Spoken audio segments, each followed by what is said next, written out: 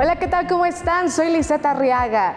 Bienvenidas y bienvenidos a un programa más de Apostando por la Niñez, un espacio dedicado a reflexionar sobre los derechos de niñas, niños y adolescentes en nuestro país. Hoy vamos a generar un espacio de análisis accesible y riguroso que visibilice la situación de las niñas y los niños con discapacidad en México, que identifique los principales desafíos que enfrenta la política pública para garantizar sus derechos y que promueva recomendaciones desde una perspectiva de derechos humanos, inclusión y participación. Para conversar sobre este tema tan necesario, hoy nos acompañan especialistas que han trabajado de cerca con comunidades, instituciones, familias, pero sobre todo con niñas y niños con discapacidad. Para mí, de verdad que es un honor tenerlos con nosotros. ¿Quiénes son? Vamos a conocerles porque se trata de Ariadne Díaz Pajés, quien es profesional en educación especial con sólida formación académica y experiencia en la atención a niños y adolescentes con discapacidades múltiples, parálisis cerebral, etc. Es especialista en educación inclusiva, diseño de estrategias pedagógicas adaptadas y elaboración de materiales didácticos personalizados. Tiene un enfoque centrado en el desarrollo integral, la autonomía y la inclusión social. También tenemos la presencia de Guillermo Hernández Martínez, quien es licenciado en Psicología por la UNAM, con numerosas especialidades y diplomados en intervención educativa y psicoterapia. Ha sido consultor para diversas agencias de Naciones Unidas, entre ellos UNICEF. Ha impulsado investigaciones sobre discapacidad y movilidad humana y coordinó la Guía de Respuesta Humanitaria para Personas con Discapacidad en Contextos de Movilidad. Actualmente coordina el proyecto regional sobre mecanismos inclusivos en flujos mixtos. Gracias por acompañarnos.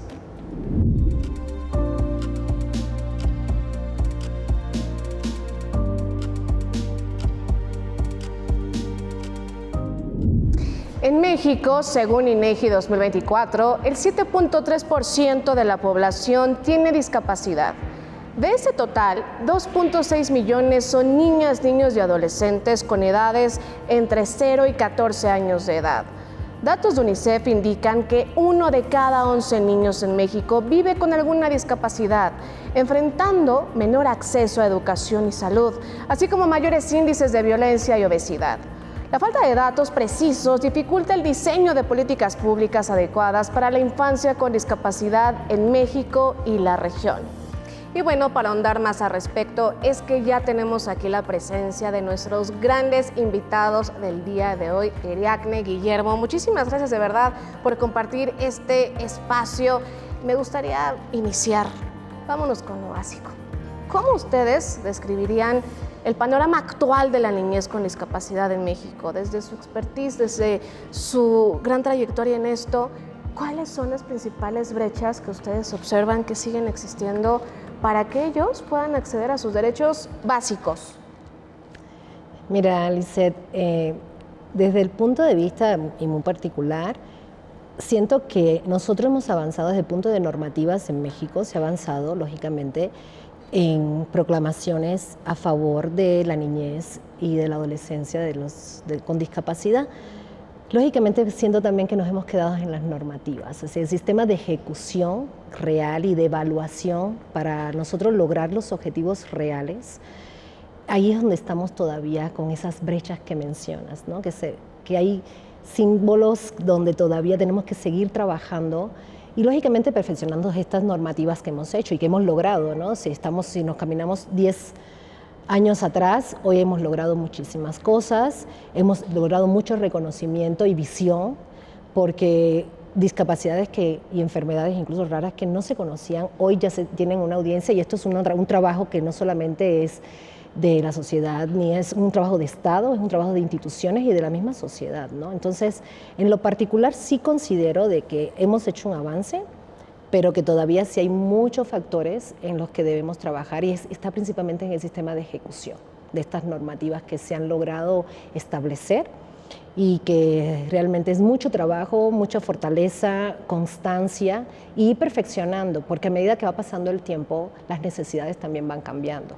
Y entonces esto también tenemos que ser flexibles y ver cuáles son las áreas de oportunidades que estamos viendo y que tenemos que trabajar en ellas para que realmente se concreten, ¿no?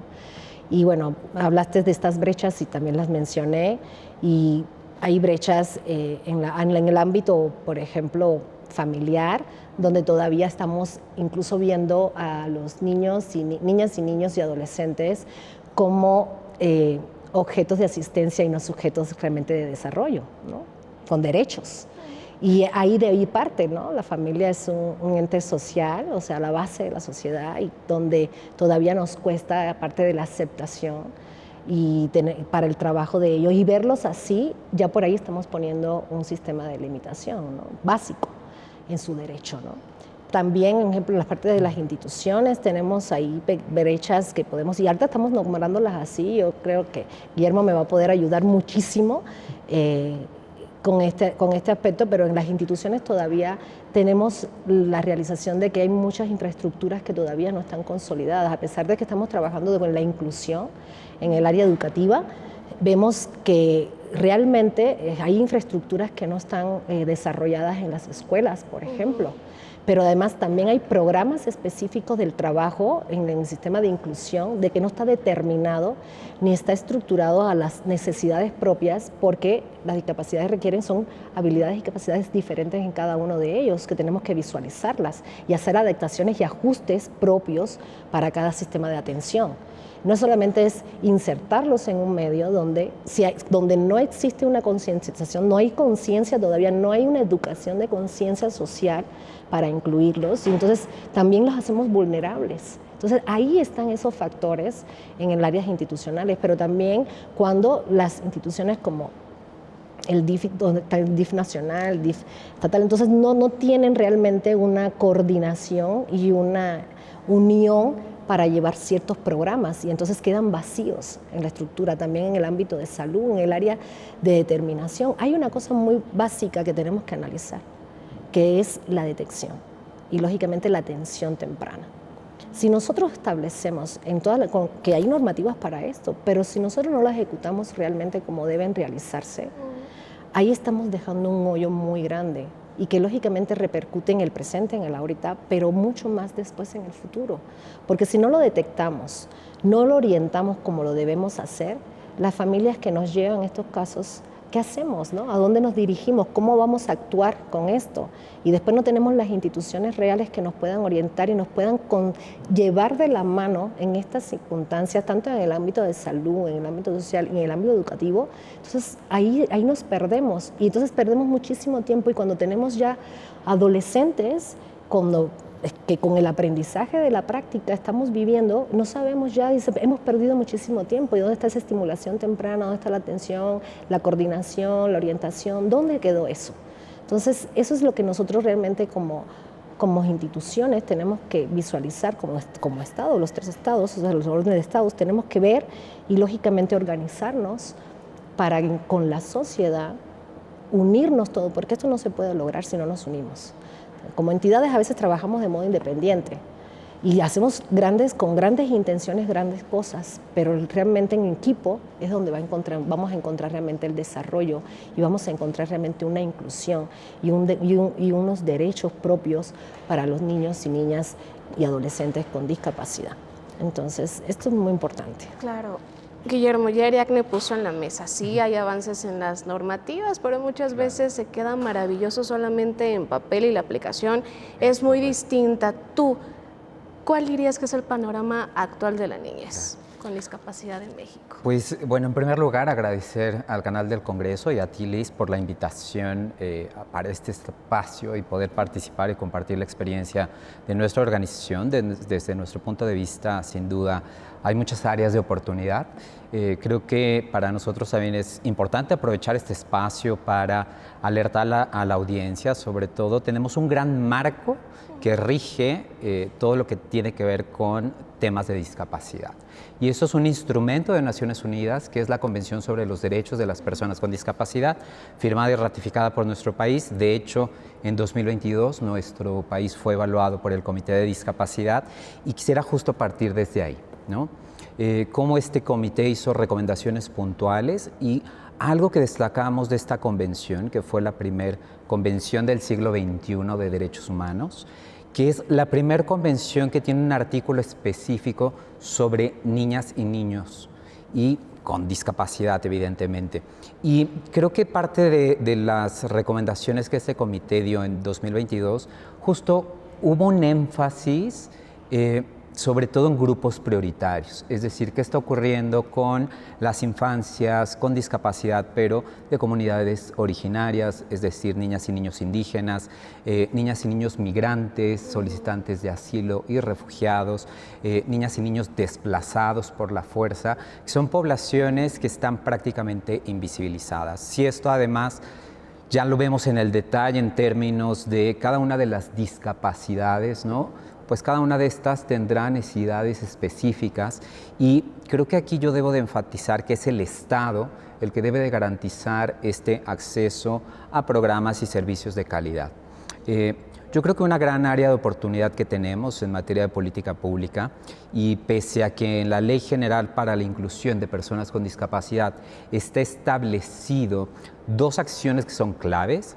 Una es tener un programa nacional, ¿no?, para que de alguna otra forma podamos garantizar este marco de derechos, y por el otro lado tener una instancia responsable que de acuerdo a la ley es el Consejo Nacional para la Inclusión de Personas con Discapacidad. En la práctica este consejo pues está prácticamente inoperante. No tenemos un programa, una ruta de trabajo, y ahorita toda la política recae en la Secretaría de Bienestar. Hay una dirección de atención a personas con discapacidad. Si bien creemos que están haciendo una gran labor, sobre todo también apoyando a tener los directorios y toda la base de datos de esta pensión para el bienestar, pero creemos que podemos hacer muchas más acciones, ¿no? Y sobre todo garantizar políticas, presupuestos, aprovechando que estamos justo, ¿no?, en el lugar correcto, ¿no? Sobre todo legislar con esta perspectiva de inclusión. Así como tenemos la perspectiva de género, creo que tenemos que tener la perspectiva de inclusión en todos los ámbitos de la vida, porque a final de cuentas nadie estamos exentos de vivir una condición de discapacidad. Claro. Y entre más pronto podamos identificarla, ¿no? Ya no me gusta hablar mucho de diagnósticos, pero sí es importante tener pues una hoja de ruta de cuál es la condición, cuáles son sus necesidades, cuáles son las barreras que enfrentan las niñas y los niños, pues va a ser más fácil este proceso de inclusión. Creo que aquí destaco lo que bien señalas, ¿no?, la importancia de tener una atención temprana, ¿no?, y de calidad. A veces las familias, de verdad, hay un peregrinaje antes de llegar a un diagnóstico adecuado, tener una ruta de actuación, identificar qué apoyos requiere su hija, su hijo con discapacidad. Cada vez esta brecha se va cortando un poco, sobre todo por la gran labor de la sociedad civil en México, que pues tenemos un rol importante en la atención de personas con discapacidad.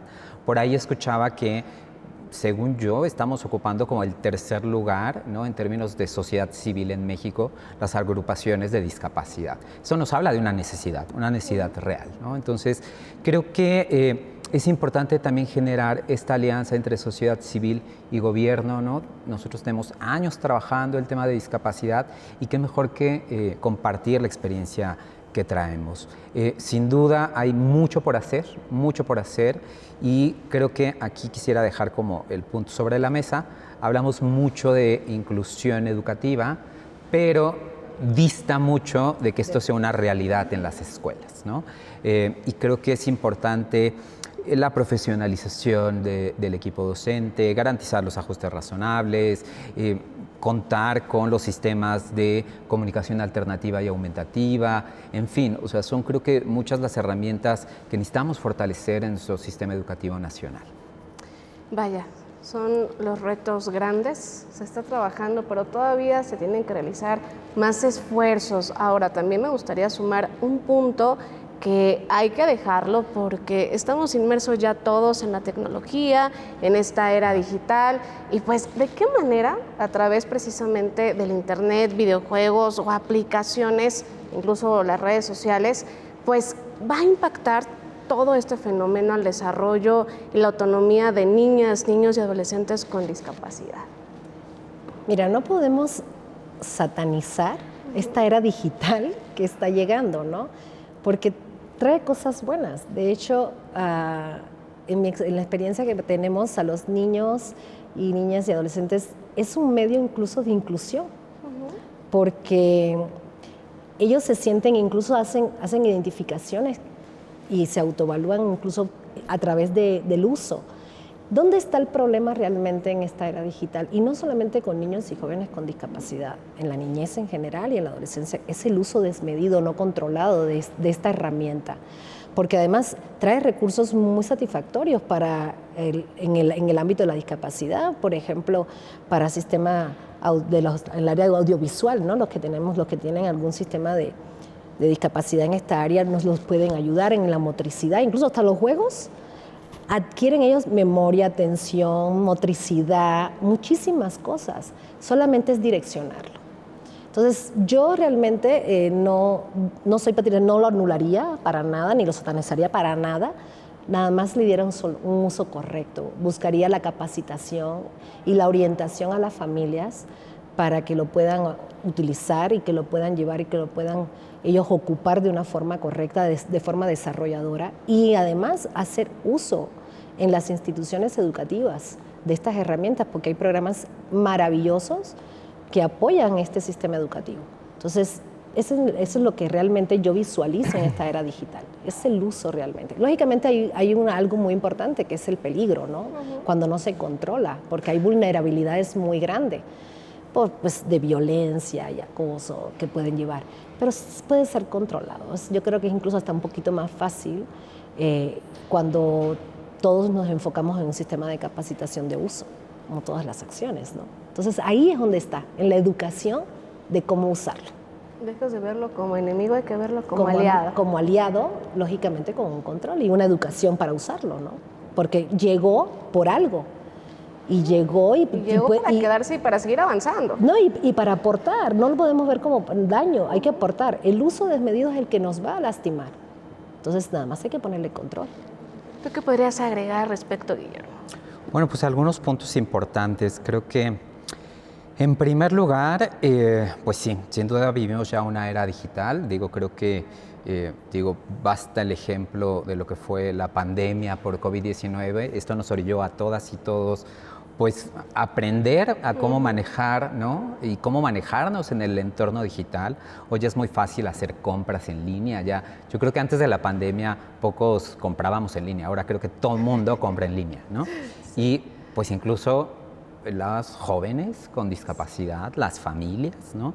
Y creo que aquí el tema tiene que ver justo, creo que con la regulación, ¿no? Y sobre todo con el manejo de estos entornos digitales. Porque creo que es un tema que está pendiente y volvemos a aprovechar el espacio porque creo que estamos en el lugar correcto y creo que dejo sobre la mesa también otro punto clave en todo lo que tenga que ver con personas con discapacidad, ¿no? Tenemos que garantizar, así como con otros grupos prioritarios, procesos de consulta para, pues, con este diálogo, saber cuáles son sus necesidades reales, ¿no? Y cómo podemos mejorar, ¿no? Desde nuestra legislación hasta nuestros programas y nuestros servicios. En ese sentido, recién hubo todo un análisis de la ley de telecomunicaciones y creo que, pues, sí nos hizo falta, ¿no? Tener un diálogo más cercano con las familias, ¿no? Y con las propias personas con discapacidad.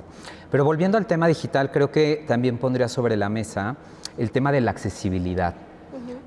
Creo que es importantísimo garantizar la accesibilidad digital. Si bien algunos sitios, ¿no? cuentan con algunas medidas, sobre todo para discapacidades visuales, auditivas, ¿no? Lo vemos en el canal del Congreso, tenemos a nuestros intérpretes de lengua de señas mexicana en la conferencia de la presidenta, ¿no? Pero creo que nos hace falta también pensar en otros formatos accesibles, sobre todo para personas con discapacidad intelectual, personas con discapacidad psicosocial, cómo estamos dando los mensajes, ¿no? Tenemos que ser mucho más concretos, no hablar con tanto lenguaje técnico, ¿no? Y que son medidas de accesibilidad que también les permite a las personas con otras discapacidades acceder a esta información. Creo que sin duda también el tema de regular y justo cuidar estos entornos digitales, porque justo los niñas y niños con discapacidad están en mayor riesgo de abuso, ¿no? De violencia y de violencia digital.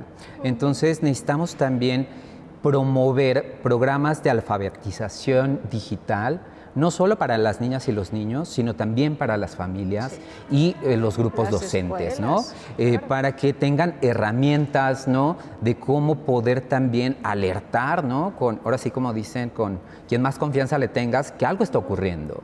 Sabemos que los entornos de violencia, bullying en las escuelas, es algo del día a día. Del día a día. Y las niñas y los niños con discapacidad a veces pueden ser un foco, ¿no? Más vulnerable. Más vulnerable de Lamentable. este tipo de violencia, ¿no? Entonces, y en los entornos digitales, pues ni se diga, Mira, ¿no? acabamos de ver un caso aquí en nuestro país de 2 niñas que a través de este videojuego de Roblox pues fueron acechadas por una persona que es adulto y que inclusive las niñas se salieron de su casa y terminaron en Campeche. Wow. ¿De qué manera, cómo también estos videojuegos ya también pueden ser pues un foco de mucho peligro para las infancias, para las adolescencias? ¿Y qué pasa? ¿Por qué están expuestos? ¿Por qué no hay un control parental? Padres, madres, tutores, ¿qué están haciendo? ¿Si están realmente vigilando? ¿Están utilizando los controles parentales que algunas aplicaciones dan? Ni siquiera los conocen. Me parece que es un reto que queda todavía ahí. Sí, ¿sabes qué pasa, Lisette? Que desafortunadamente hay un sistema de estructura donde también hay mucho vacío de actividades para los niños, principalmente con discapacidad, que requieren de tanto cuidado, ¿no? Los papás necesitan trabajar y hay una realidad. Si tú profundizas en una familia donde tenemos un niño y una niña con discapacidad, difícilmente encontramos la familia, mamá y papá, y con una red de apoyo para asistirlos. Y esto es un problema muy grande, porque está la mamá, que es la cuidadora primaria, por lo regular también hay papás, no estoy exentando a la parte paternal, pero por lo regular la mamá, que tiene que ser proveedora, pero cuidadora primaria, y entonces utilizan esta herramienta como para descansar. Y entonces le dan, y es que es el único, porque no tienen incluso, y es una de las brechas que tenemos que ver, donde no tenemos áreas ni programas donde ellos puedan asistir con seguridad a nivel social. Para aprender otras cosas. Otras cosas. Entonces, se reducen al espacio de la escuela, están peregrinaendo en terapias de un lado a otro porque las requieren, las necesitan.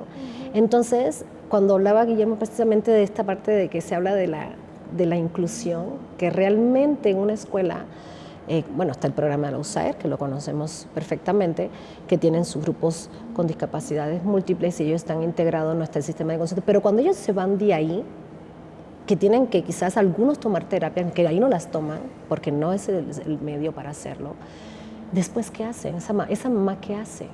Es mucho más fácil tener a ese otro cuidador, que es el área digital, y ahí se pierden, ¿no? Pueden algunos que estén jugando, otros que estén buscando, porque son muy inteligentes y son prácticamente aprenden mejor que uno, porque ya ellos nacieron con la tecnología también.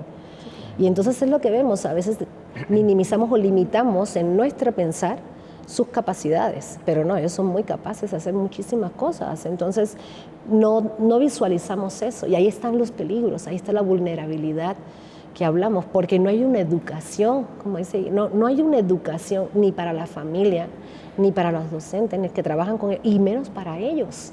Entonces tenemos que profundizar en programas educativos para que ellos puedan trabajar con esta herramienta y darle el uso adecuado y puedan desarrollarlo y minimizar estas vulnerabilidades que presentan y estos riesgos a los que ellos están presentando, ¿no? Guillermo, ¿cómo las familias, también pues las instituciones del propio Estado pueden construir entornos seguros para este sector de la población? Pues ya hablábamos de esta importancia de la regulación, ¿no? Sin duda. Por un lado, creemos que tenemos que tener mayor proximidad, por eso insisto mucho en promover estos espacios de consulta, ¿no? Porque ahí justo podemos identificar los cómo, ¿no? Y poder orientar pues, a las instancias públicas de qué medidas se pueden implementar. Desde casa, sin duda, creo que estos entornos digitales, como bien comentábamos, ¿no? Pueden ser entornos que pueden favorecer la inclusión. Digo, por ejemplo, estos juegos, ¿no? Interactivos en donde ya los chavos están jugando, pero están conectados con el amiguito que vive en la casa de al lado o con un amiguito que vive en otra ciudad, ¿no? Pero también el riesgo que esto implica, como bien lo decías de los casos de estas dos menores, ¿no? Que pues sí es un tema de cuidado, porque no sabemos con quién están interactuando nuestras hijas y nuestros hijos, ¿no? Y sobre todo, vuelvo y repito, las niñas y los niños con discapacidad suelen estar en mayor riesgo y vulnerabilidad, ¿no? Y sobre todo hay ciertas condiciones de discapacidad que son además altamente más vulnerables, ¿no? Como pueden ser justo los chicos y chicas con discapacidad intelectual, ¿no? Los chicos con autismo, ¿no? Que además, por ejemplo, los chicos con autismo tienen un pensamiento muy concreto, ¿no? Entonces, al tener estas interacciones, si les dan una instrucción, es muy seguro que la van a seguir, ¿no? Entonces, creo que sí es importante establecer estos diálogos, mesas de consulta y sobre todo, pues, pensar en estas otras brechas digitales para otros grupos de la población. Porque además estamos platicando en este momento de un sector de la población, a lo mejor una población media baja, ¿no? O que tiene acceso, ¿no? A tener conexión de internet, ¿no? Pero ¿qué pasa con las niñas y niños en otros contextos, ¿no? O sea, en los medios rurales, en comunidades indígenas, en campamentos migrantes, ¿no? Y que al final, pues bueno, están estos recursos disponibles, no tan a la mano como en una familia promedio en México, pero ¿qué otras medidas necesitamos impulsar? Creo que ahí está el desafío y sobre todo también empezar a tender estos puentes para reducir esas brechas digitales también en estos otros sectores de la población, ¿no? Porque no están fuera del entorno digital, ¿no? Y sobre todo pongo también sobre la mesa otro tema un poco, ¿no? escabroso que tiene que ver con las niñas y niños que viven en instituciones, niñas y niños institucionalizados, ¿no? Que justo no tienen este acceso a la información, ¿no? Y que están muy limitados en su desarrollo, ¿no? Entonces, creo que necesitamos tener una perspectiva mucho más amplia de las infancias con discapacidad, ¿no? No solo pensar en esta niña o niño que proviene de un entorno familiar estable, con una mamá o con un papá, ¿no? Que puede acceder a la escuela que está a unos minutos de su casa o en auto, ¿no? Pensemos en este otro gran sector de la población, porque cuando hablamos de discapacidad estamos hablando que la mayor prevalencia de la discapacidad están en entornos de mayor pobreza o de pobreza extrema, ¿no? Entonces, creo que también ahí tenemos pues una cuenta pendiente, ¿no? Pues ahí tenemos varios temas sobre la mesa. Estamos conversando, ustedes ya lo vieron, con especialistas en inclusión y derechos humanos con amplia experiencia en la atención y protección de la niñez y adolescencia con discapacidad. Ello, pues, precisamente nos ayuda a visibilizar las barreras sociales y actitudinales que enfrentan, el impacto de la exclusión en su desarrollo integral y las brechas persistentes en el acceso a servicios de salud y educación inclusiva. Llega el momento de hacer una pausa, pero tú no te vayas, porque recuerda que aquí en el canal del Congreso estamos apostando por la niñez. Regresamos.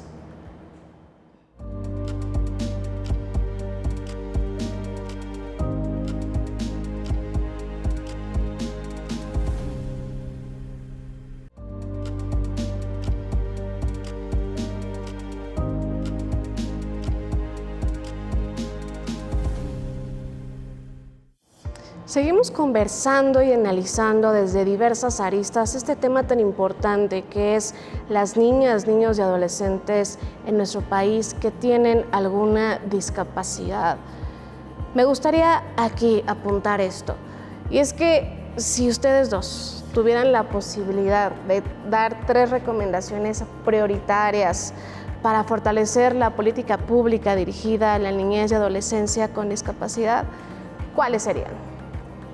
Bueno, yo empezando por la educación, primero atendería y especializaría a profundidad los docentes. O sea, le diera un sistema de capacitación, o sea, tuviera un personal docente capacitado para atender realmente a los niños y niñas con discapacidad. Sí existe la licenciatura en educación especial, pero hoy por hoy encontramos, lógicamente, yo creo que tienen que expandirlo, ¿no? O sea, para que el niño que llegue a una institución educativa cuente con la asesoría y la protección de una persona capacitada para atender todas sus necesidades. Y si va a ser una regulación y un asesoramiento en sus metodologías para la educación, lógicamente tenga toda la capacidad para hacerlo. Entonces, la capacitación. Primero que nada, la capacitación.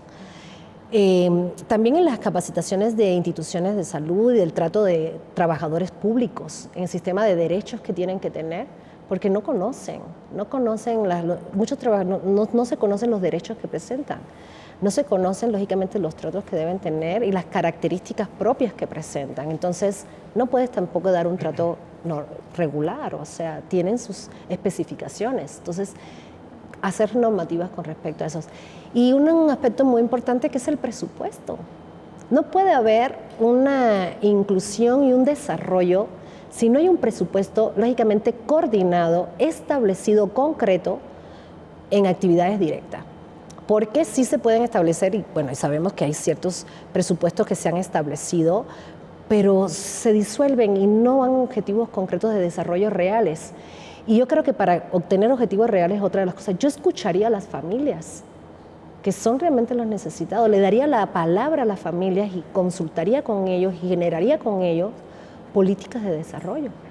Entonces, yo creo que son tres, siento que hay muchísimas más, pero si me preguntas a trabajar, y bueno, en el área de salud, esta parte de detención es importantísima, porque es prever, tenemos que estar en la educación de la prevención, con eso evitaríamos muchas cosas, y si adelantaríamos un sistema de caracterización, de diagnóstico y orientación, facilitaríamos muchísimos años de trabajo y minimizaríamos ese llamado futuro que a veces están muy inciertos en ellos por el sistema de preparación y atención, ¿no? Guillermo, ¿cuáles serían tus 3 prioridades que enlistarías? Bueno, pues es complicado, solo quedarnos como con 3 puntos, pero quisiera destacar algunos que me parecen claves, ¿no? Siguiendo como en este orden de ideas, ¿no?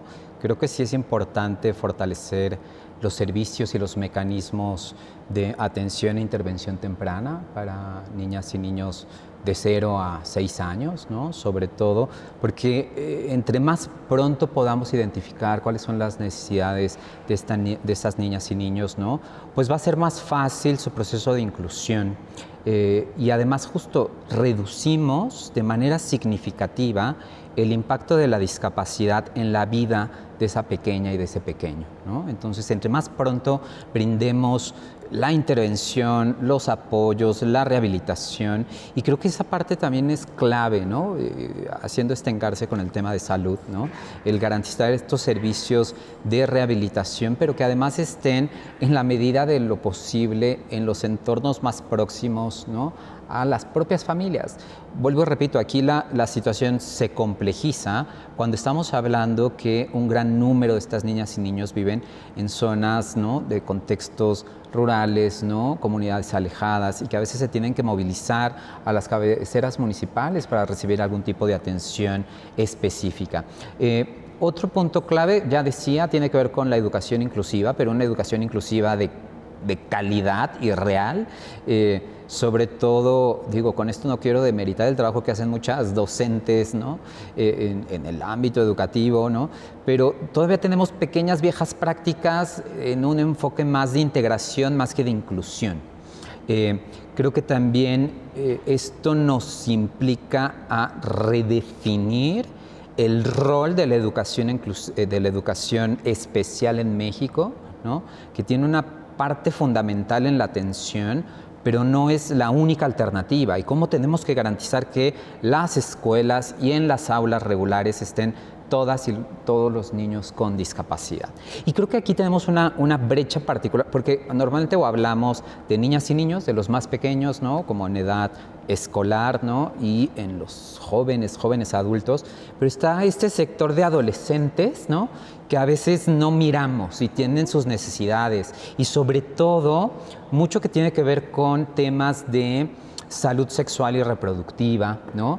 El tema de la sexualidad en jóvenes con discapacidad, ¿no? Cómo las niñas tienen que ser conscientes de su cuerpo y del cuidado de su cuerpo, y que a veces estos programas, por temas culturales o porque los docentes no tienen la información, no se da estas asignaturas o estas líneas de trabajo, ¿no? Y creo que los entornos digitales pueden ayudar mucho para ello.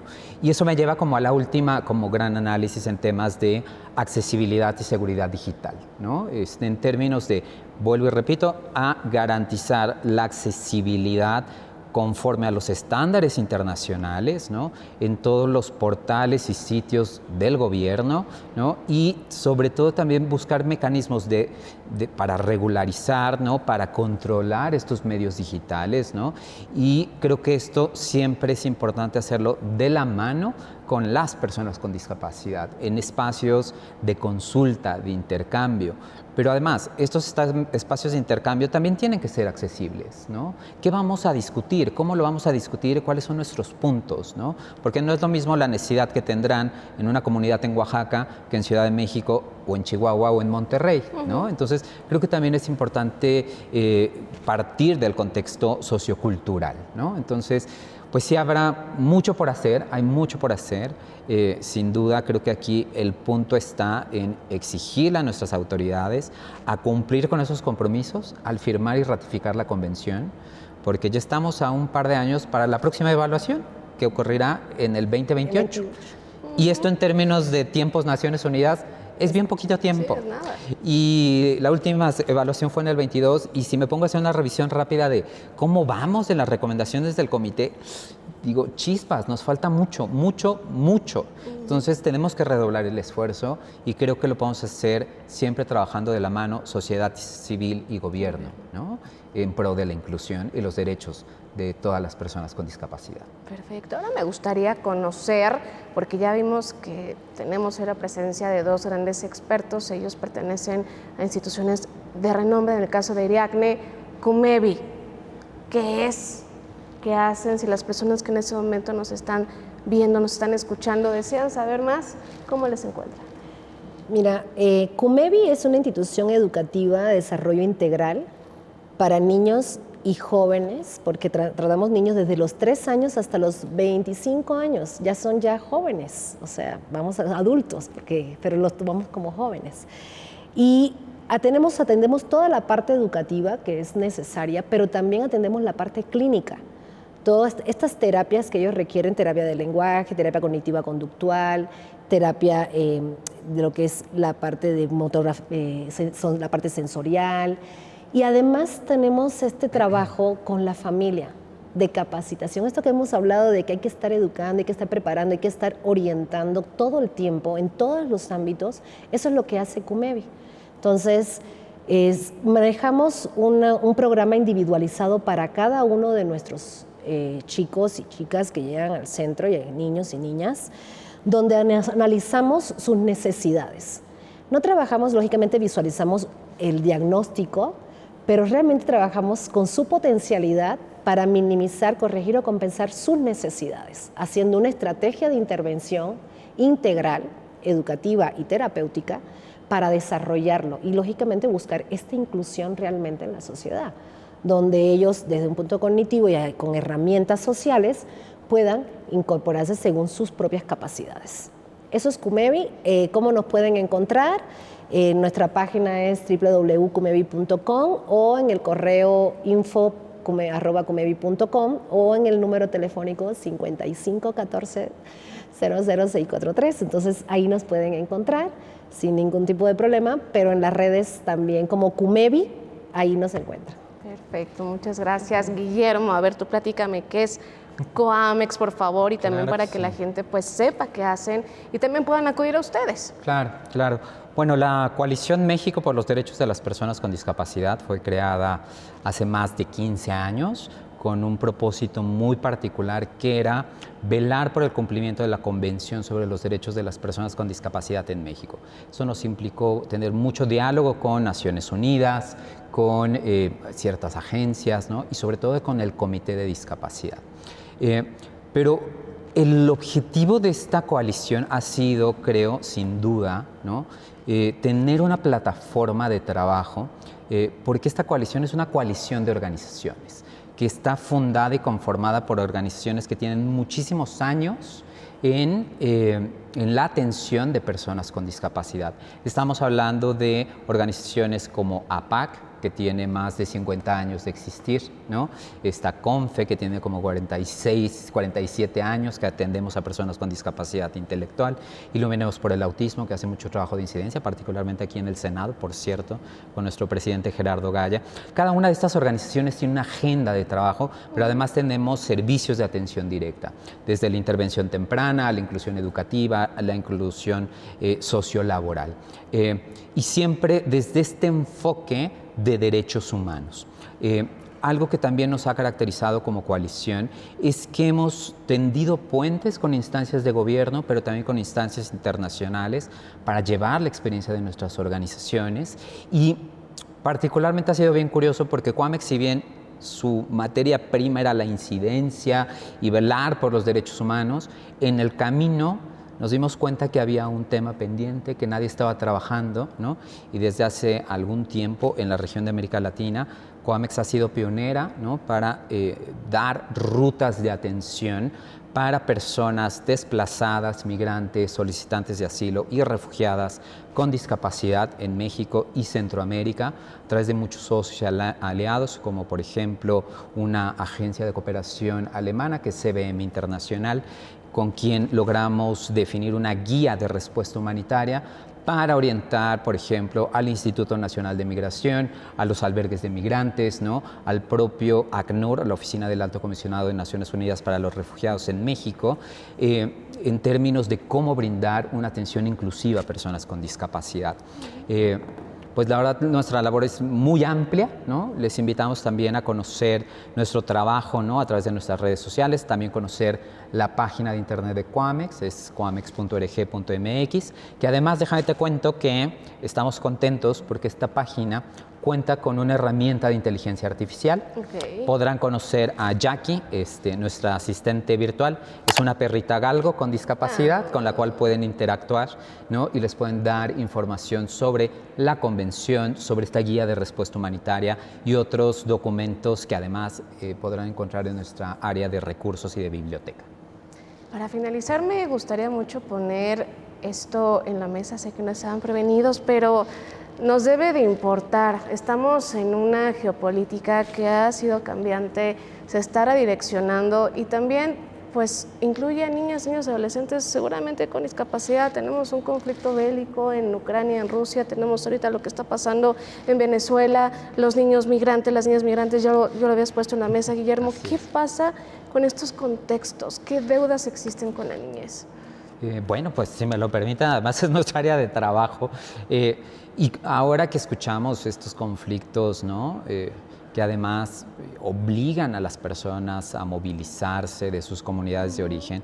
Y escuchamos el conflicto en Ucrania, pero escuchamos el conflicto en Gaza, pero en Irán.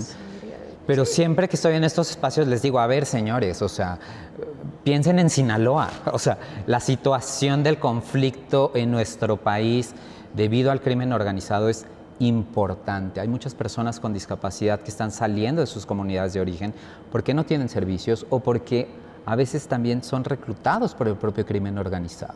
Y las personas con discapacidad no les queda de otra a veces que tomar esa opción, porque no hay oportunidades de empleo.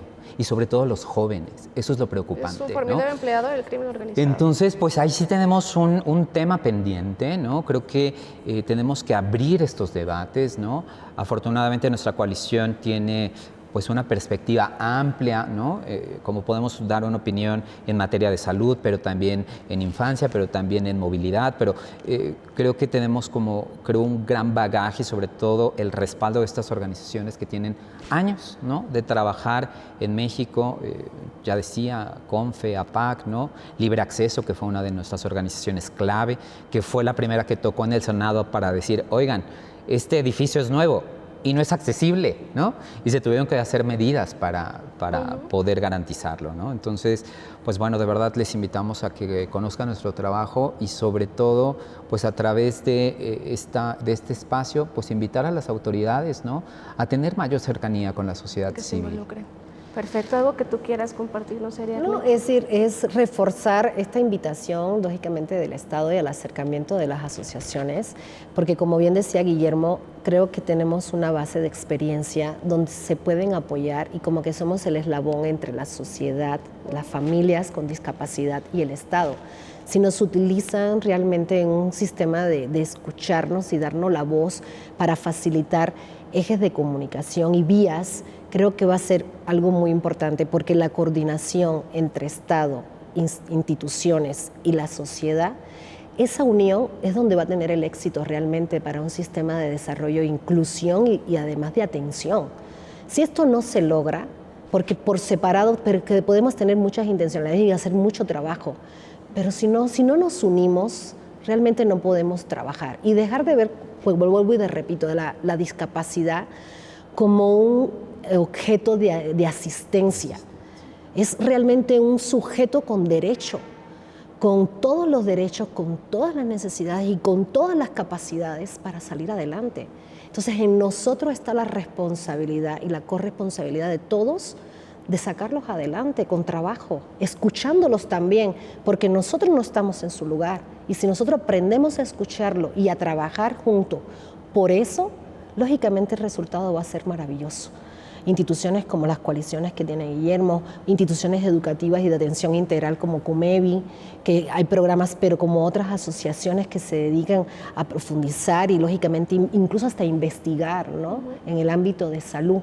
Si todos nos unimos, y ahí es donde está nuestra fuerza, pero no podemos trabajar de forma independiente. Entonces esa es la invitación real a que todos nos unamos, que veamos y nos direccionemos por ellos, que lo ubiquemos en un centro de atención y lógicamente regimiento político en la educación de la niñez con discapacidad y no lo veamos o invisibilicemos muchas cosas que suceden, porque a veces caminamos e invisibilizamos muchas cosas. Entonces si los ponemos y los vemos es hacerlos presentes y atenderlos, darles esa visión que tienen y ese valor. Perfecto, pues Ariadne, Guillermo, de verdad les agradezco profundamente el que hayan compartido su experiencia y su mirada sobre este tema. Y es que están de acuerdo conmigo, que la inclusión de las niñas y los niños con discapacidad no es opcional, es un compromiso que nos corresponde a todas y a todos. Muchísimas gracias por habernos acompañado también a ustedes en una emisión más de Apostando por la Niñez. Soy Liseta Arriaga y en nombre del gran equipo que hace posible este programa agradezco el favor de su atención y confianza. Nos vemos en la próxima.